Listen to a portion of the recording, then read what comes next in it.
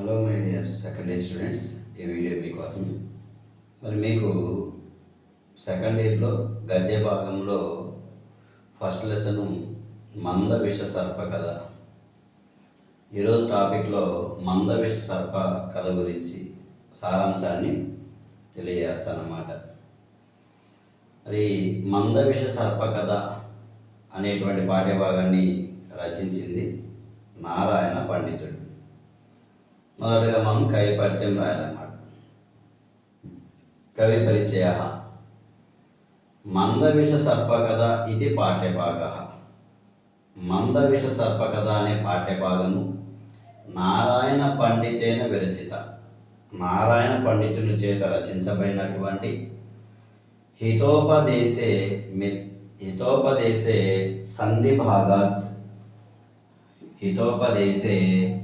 సంధి భాగాత్ సంగృహీత. సంధి అనేటువంటి భాగం నుంచి సంగ్రహించబడిందన్నమాట.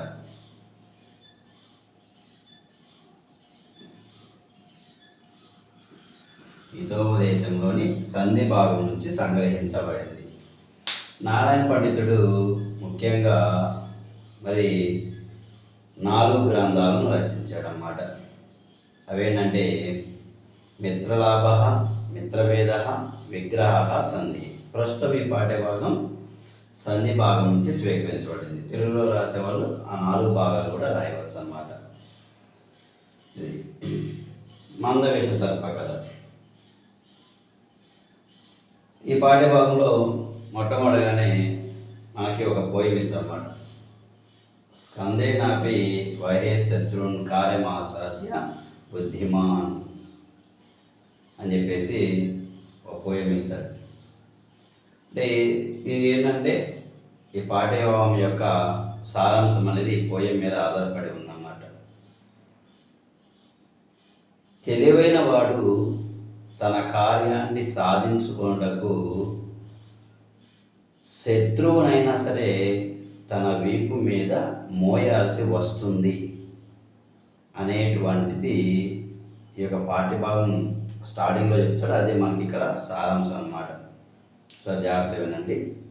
తెలివైన వాడు తన కార్యమును సాధించుకున్నటకు శత్రువునైనా వీపు మీద మోయాల్సి ఉంటుంది.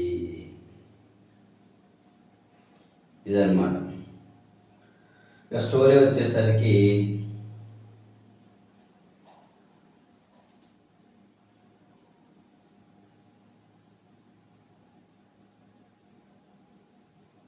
జీర్ణోద్యానం అనేటువంటి వనములో మందవిషము అనే పేరు కలిగినటువంటి ఒక సర్పం ఉందన్నమాట. జీర్ణోద్యానం అనేటువంటి పేరు కలిగిన ఒక వనములో మందవిషము అనే పేరు కలిగిన ఒక సర్పము నివసిస్తూ ఉంది. అదే వనములో ఒక చిన్న సరస్సు కూడా ఉందన్నమాట. మందవిషము అనే పేరు కలిగిన ఈ సర్పము ఆ సరస్సునకు దగ్గరగా కదలకుండా ఆ సరస్సులో ఉన్నటువంటి కప్పలను చూస్తూ అదే విధంగా ఉంటుందన్నమాట. ఆ సరస్సులో అనేకమైనటువంటి కప్పలు ఉన్నాయి. అది దూరం నుంచి కదలకుండా చూస్తూ ఉండటాన్ని ఈ కప్పలు గమనించాయి. వాటిలో ఒక కప్ప ఆ సర్పం దగ్గరికి వెళ్ళి, ఓ సర్పమా, నువ్వేంటి మమ్మల్ని తినకుండా ఇక్కడే కదలకుండా ఇదే విధంగా ఉన్నావు అని ప్రశ్నిస్తుంది. అప్పుడు ఆ సర్పం అంటుంది, మరి నాలాంటి దురదృష్టవంతుడి యొక్క చరిత్ర నీకెందుకు, నువ్వు ఇక్కడి నుంచి వెళ్ళిపో అంటుంది. అది ఆ మాట అనగానే కప్పకు ఇంకా ఇంట్రెస్ట్ కలిగి కుతూహలంతో, లేదు అసలు ఏం జరిగిందో నీ యొక్క జీవితాన్ని గురించి నాకు తెలియచేయి అని చెప్పేసి అంటుంది. అప్పుడు సర్పము కప్పతో ఈ విధంగా స్టోరీ అనేది చెప్తుందన్నమాట, కథ చెప్తుందన్నమాట. బ్రహ్మపురంలో కౌండిన్యుడు అనేటువంటి ఒక బ్రాహ్మణుడు ఉన్నాడు. అతనికి 20 సంవత్సరములు కలిగినటువంటి సుశీలుడు అనేటువంటి ఒక కుమారుడున్నాడు. నా యొక్క దురదృష్టం వలన నేను ఆ సుశీలుణ్ణి కాటు వేశాను. అప్పుడు ఆ సుశీలుడు అక్కడికక్కడే మరణించాడు. అది చూసినటువంటి కౌండిన్యుడు తన కుమారుని యొక్క మరణాన్ని చూసి నేల మీద పడి దొర్లుతూ ఏడుస్తూ ఉన్నాడన్నమాట. అప్పుడు అతని దగ్గరికి అతని యొక్క బంధువులు వచ్చారు అతన్ని ఓదార్చడానికి. వారిలో ఒకరైనటువంటి కపిలుడు అనేటువంటి ఒక బ్రహ్మచారి ఈ యొక్క కౌండిన్యునితో ఈ విధంగా మాట్లాడుతున్నాడు. నాయనా కౌండిన్య, ఎందుకని ఆ విధంగా ఏడుస్తున్నావు? పుట్టిన వాడికి మరణము తప్పదు, మరణించిన వాడికి పుట్టుక తప్పదు. ఇది అందరి యొక్క విషయంలోనే జరుగుతూ ఉంటుంది. నువ్వు చాలా గొప్ప పండితుడివి కదా, మరి నువ్వేంటి ఈ విధంగా బాధపడుతూ ఉన్నావు? మృత్యుర్వై ప్రాణం ధ్రువ అనేటువంటి కొటేషన్ అక్కడ ఇవ్వాలి. అన్ని ప్రాణులకు కూడా మృత్యువు సహజమే. నువ్వెందుకు ఇంతలా బాధపడుతూ ఉన్నావు? ఈరోజు కాకపోతే 100 సంవత్సరములకైనా నీ కుమారుడు మరణించాల్సిందే కదా. ఈ భూమి మీద ప్రతి ఒక్కరి జీవితం అనేది ఎలా ఉంటుందంటే, ఒక బాటసారి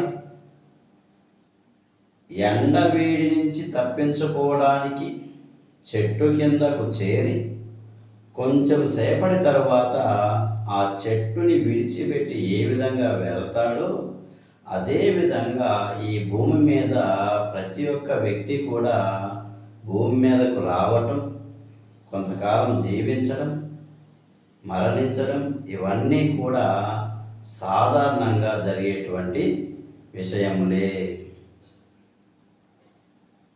ఎందుకని నువ్వు ఇంతలా బాధపడుతున్నావు అని ఆ యొక్క కౌండిన్యుని ఓదార్చాడు. సరే, కొంచెం సాధారణ పరిస్థితికి వచ్చినటువంటి ఆ యొక్క కౌండిన్యుడు, అసలు నాకు ఈ జీవితం వద్దు, నేను ఇప్పుడే అడవులకు వెళ్తాను, తపస్సు చేసుకుంటాను అని చెప్పేసి అన్నాడన్నమాట. అప్పుడు మరలా కౌండిన్యుడు అంటాడు, నాయన, కపిలుడు కౌండిన్యుడితో ఈ విధంగా అన్నాడు, నాయన కౌండిన్య, ప్రేమాభిమానాలు కలిగినటువంటి వ్యక్తికి అడవిలో కూడా దోషాలే కనబడతాయి. అక్కడ నువ్వు తపస్సు చేసుకోలేవు. ఈ యొక్క అనురాగాలు లేనటువంటి వ్యక్తి ఇంటిలో కూడా తపస్సు చేసుకోవచ్చు. కాబట్టి మొదట నీవు ఈ యొక్క అనురాగాన్ని విడిచిపెట్టు, ఈ బాధను విడిచిపెట్టు అని చెప్పేసి మళ్ళా ఓదార్పుగా కొన్ని మాటలను తెలియచేస్తాడు. అవి విని సాధారణ స్థితికి వచ్చినటువంటి ఆ యొక్క కౌండిన్యుడు నన్ను చూసి శపిస్తాడన్నమాట. ఈ మధ్యలో ఇక్కడ నివృత్త రాగస్య గృహం తపోవనం అనేటువంటిది కొటేషన్ యాడ్ చేయాలి. అనురాగం లేని వ్యక్తికి ఇల్లే తపోవనం. ఆ తర్వాత ఈ యొక్క కౌండిన్యుడు బాగా బాధపడుతుంటే, నీకు ఇప్పుడు నేనేం చెప్పినా సరే అర్థం కాదు, నీవు ఇప్పుడు మంచి వాళ్ళతో స్నేహం చేయి, అప్పుడు నీ బాధ తగ్గుతుంది అని ఫైనల్గా కపిలుడు కౌండిన్యుడితో చెప్తాడనమాట. అప్పుడు మనము సతాం సంగోహి భేషజం అనేటువంటి కొటేషన్ రాయాలన్నమాట. ఆ తర్వాత మరి సాధారణ స్థితికి వచ్చినటువంటి ఆ కౌండిన్యుడు నన్ను చూసి శపించాడు ఏమనంటే, "ఈ రోజు నుండి నీవు కప్పలకు వాహనంగా అవ్వాలి" అని. అక్కడ మనం ఇది రాస్తాం. అద్యారభ్య మండూకానాం వాహనం భవిష్యసి అని. అందువలన నేను ఈ సరస్సు దగ్గర కప్పల్ని మోయటానికి ఉన్నా కానీ తినటం కోసం కాదు అని ఈ కథను ఆ కప్పకు తెలియజేస్తుంది. ఇంకా ఆ కప్ప ఏం చేస్తుందంటే తన యొక్క రాజు అయినటువంటి జాలపాదుని దగ్గరికి వెళ్ళి ఈ జరిగిన విషయమంతా కూడా రాజుగారికి చెప్తుంది. అప్పుడు రాజు అయినటువంటి జాలపాదుడు ఈ పాముని పరీక్షించడానికి వచ్చి ఆ రోజంతా కూడా దాని యొక్క వీపు మీద ఎక్కి అక్కడ వనమంతా కూడా తిరుగుతాడు.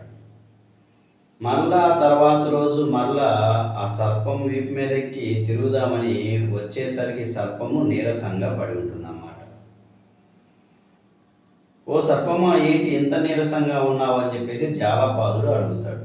అప్పుడు సర్పం అంటుంది, ఓ మహారాజా, నాకు చాలా రోజుల నుంచి ఆహారము లేదు, అందుకే నేను ఈ విధంగా ఉన్నాను అంటుంది. అప్పుడు ఆ రాజైన జాలపాదుడు అంటాడు, సరే అయితే నీవేం చేస్తావంటే ప్రతిరోజు కూడా ఒక కప్పను ఈ యొక్క సరస్సు నుంచి ఆహారంగా తీసుకోవచ్చు, అది నా యొక్క ఆజ్ఞ అని చెప్పేసి అంటాడు. దానికి సంతోషించినటువంటి ఆ యొక్క సర్పము ప్రతిరోజు కూడా సరస్సులో ఉన్నటువంటి ఒక్కో కప్పను తినటం అనేది ప్రారంభించి అతి తక్కువ రోజుల్లోనే మొత్తం అన్ని కప్పను తినేస్తుంది. చివరికి ఎవరు లేక ఆ రాజును కూడా తినేస్తుంది. ఈ విధంగా ముసలిదైనటువంటి సర్పం అది. ముసలిదైనటువంటి సర్పము దాని యొక్క తెలివితేటలతో ఒక చిన్న కథను చెప్పి మొత్తం కప్పలన్నింటినీ కూడా తినేస్తుంది. అందుకే చివరగా మనం ఒక నీతిని తెలియచేయాలి. ఏమంటే, తెలివైన వాడు తన కార్యమును సాధించుకొనుటకు శత్రువునైనా వీపు మీద మోయాల్సి ఉంటుంది అనేటువంటి నీతిని మనం లాస్ట్గా తెలియజేస్తాం. ఈ విధంగా రాస్తే సరిపోతుంది. నా వీడియో కనుక మీకు నచ్చినట్లయితే లైక్ చేయండి, షేర్ చేయండి, సబ్స్క్రైబ్ చేసుకోండి. డల్లర్స్కి ఫాస్ట్గా పంపించండి, టైం చాలా తక్కువ ఉంది కాబట్టి వాళ్ళకు కూడా యూజ్ అవ్వచ్చు.